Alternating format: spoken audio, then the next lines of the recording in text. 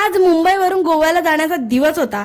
तर मग काय उरलेले बटाटे आणि वांग्याची कापं केली आणि मग असा फोडणीचा भात केला. इथे तुम्हाला माहिती आहे VMCचं पाणी असतं म्हणून बिस्लेरी मागवली होती, कारण आमचा पोर्टोफिरो फायनली निघाला. आमच्या व्हिडिओच्या या घराच्या सुरुवातीत सुद्धा व्हिडिओजमध्ये बिस्लेरी मी लय बोलते, जरा पहिला व्हिडिओ बघा. त्यानंतर शास्त्र असतं आमचं म्हणून आम्ही आईस्क्रीम खाल्लं आणि मी शुगर फ्री अशी व्हीगन आईस्क्रीम खाल्ली. स्वतःला म्हटलं की मी हेल्दी जीवनाची सुरुवात करणार. आता मी नेहमी बोलून ना अनहेल्दी काहीतरी खाते आणि त्याच्यामुळे थोडं हेल्दी शोधत असते. तर ही आईस्क्रीम आहे ना डबल चॉकलेट होती, मस्त होती. मग आम्ही इंटरसिटी याच्या ऑफिसमध्ये पोहोचलो. हे ऑफिस खूप साफ शांत आणि आता सध्या रिकामी वाटते, पण नंतर जेव्हा बस जशी जशी माणसं येत गेली एवढा खचाखच भरलेलं नाही.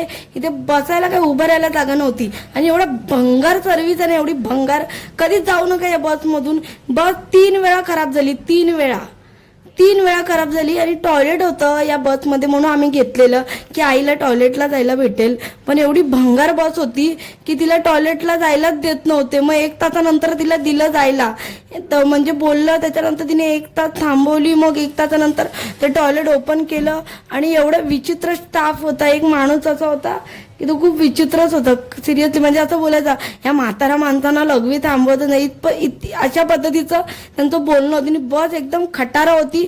3 वेळा बिघडली. एकदा बिघडली ती कणकवलीला, 2 तास पूर्ण AC BC सगळं बंद होतं.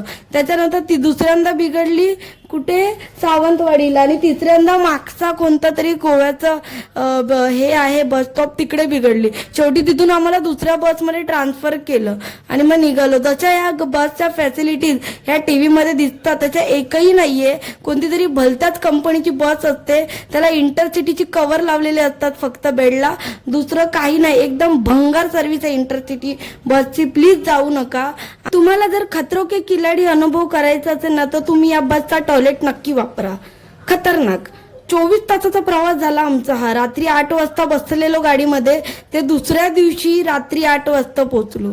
आणि मग सकाळी पोहे खाल्ले आणि पॉपो आवाज येत होता, तर मला वाटलं की इडलीवाला वडावाला असेल, पण हा तर मच्छीवाला होता. गोव्याला पॉपो वाजवत मच्छीवाला येतो.